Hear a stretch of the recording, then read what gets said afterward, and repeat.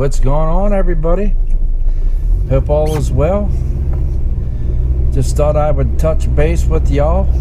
Got out of work here today and getting ready to go pick the wife up and getting ready for this Easter weekend.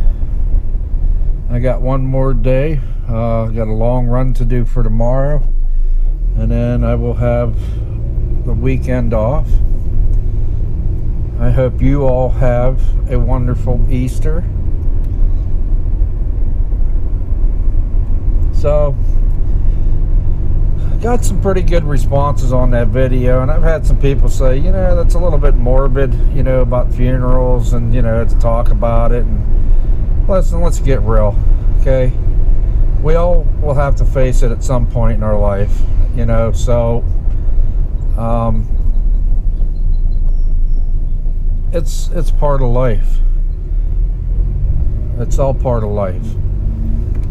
And I've often thought about it myself, and I thought, well, am I afraid to die? And I guess if you are in good, in my opinion, if you're in good with God, you should not be afraid to die. We're all going to face that one day. And, how many people have really, truly just sat down and thought about what that might be like? And, I don't bring stuff like this up because, I'm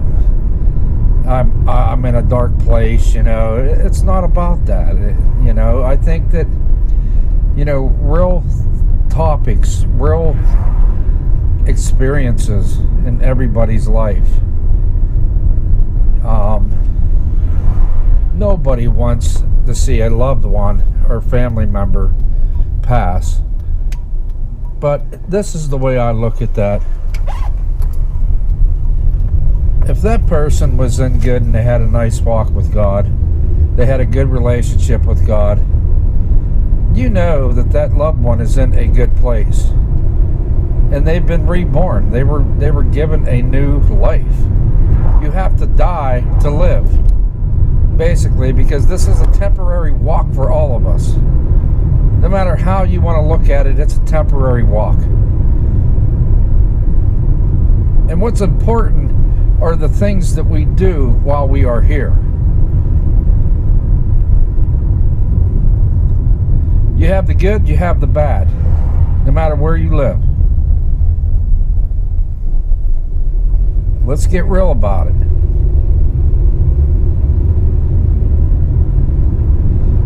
My biological dad died in 1995. He died at the age of 54. He died very young. I never knew my real dad. Would I have loved to have gotten to know him? Yes. But it was unfortunate. It never happened. Okay? My grandmother had died. My stepdad had died. Christmas Day, 1991.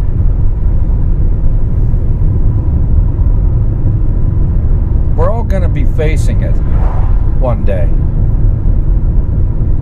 Okay? We're all going to face it one day.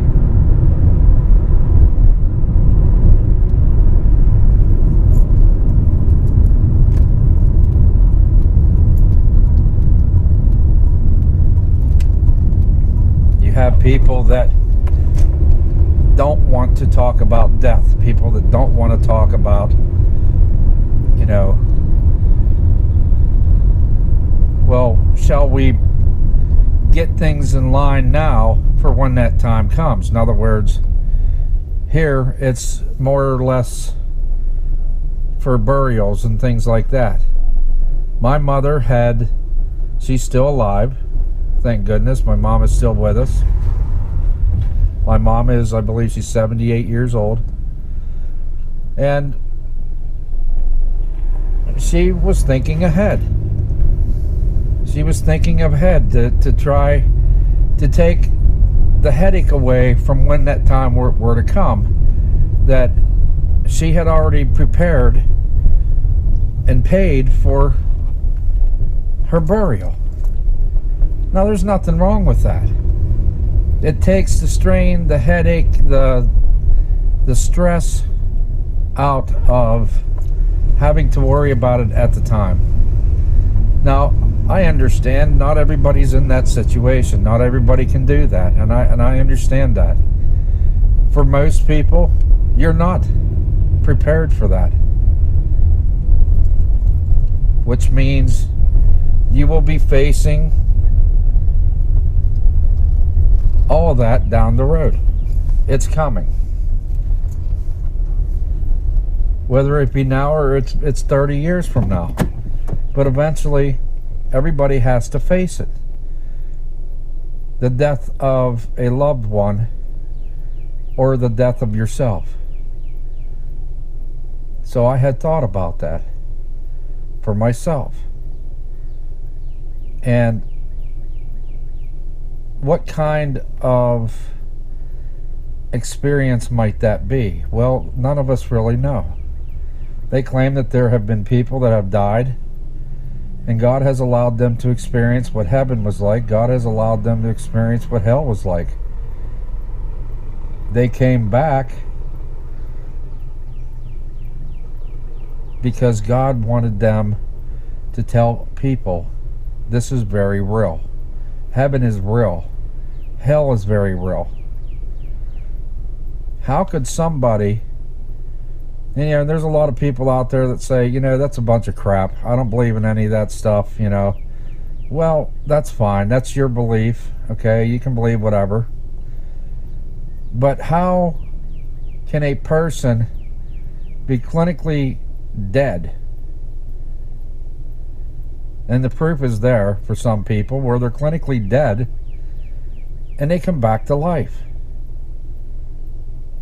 Not only stunning the doctors, but stunning the family and friends.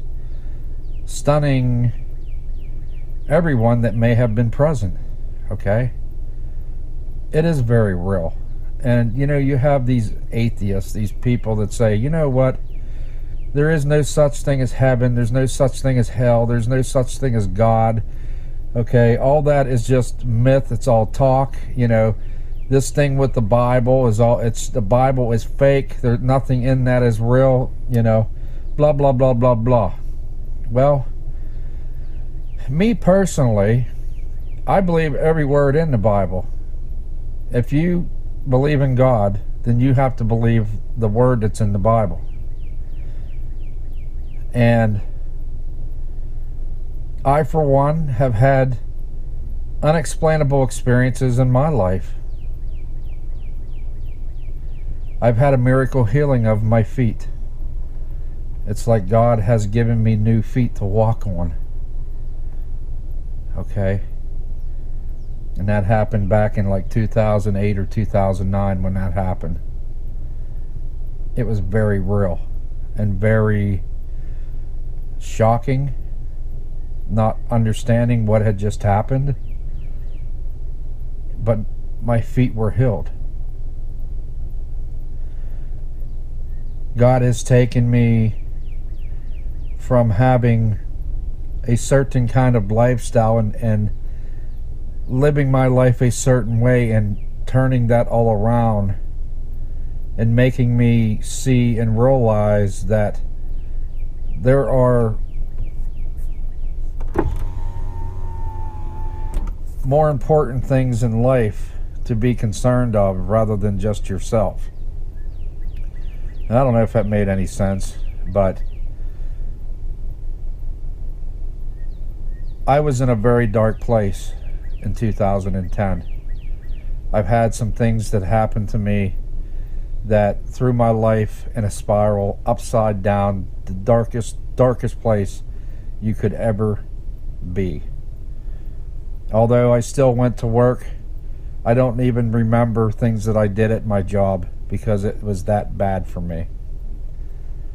And God grabbed a hold of me and made me see and realize that the things that I have done in my life as a sinner, and He then made me see that there is not one person out there that is sinless.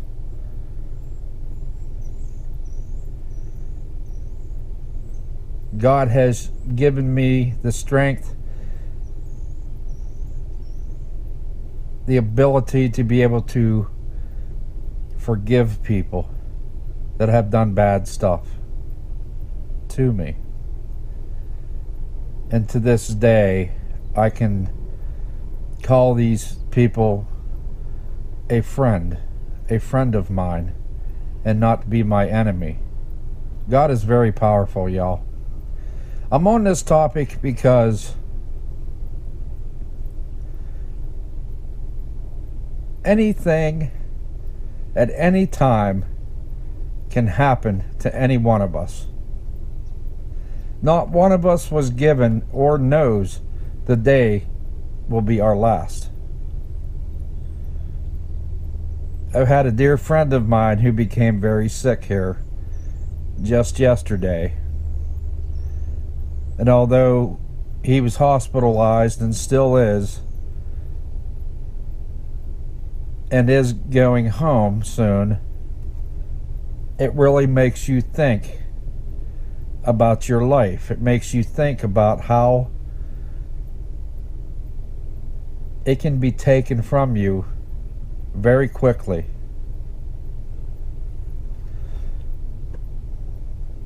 I had to go have major heart surgery back last October 2017. I never thought that I'd ever have to have heart surgery. Going into that operating room, I didn't know what to think. I was putting my hands in the experts' hands on keeping me alive and saving my life.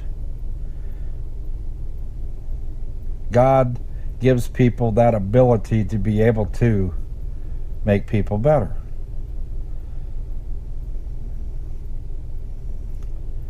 Even though God is the one and only true physician. The point that I'm making, folks, is, listen, we're all going to be facing death at some point in our life. It's either, and yeah, it's very, it's a lot of hardship in your life. But I think when there are people that are sick, they're really, really sick, and they end up passing, I try, even though not having them in the physical any longer, and trying to remember the good times that you had. I also know that that person is in a better place, and they have a whole new life that God has provided for them.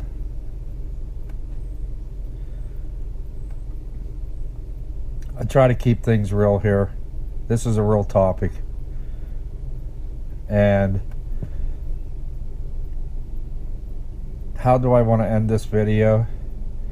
Just be good in what you do every day, and try to do for others, because you just never know. You just never know. I will talk to you guys again soon. Till then, keep it real, love the ones you're with, and peace out, y'all. Bye-bye. I'm running out of time, every day goes by so fast, and every moment counts, baby, I don't wanna miss a thing. We can sleep under the stars, we can sleep under the stars, or hang out in hotel bars, driving somewhere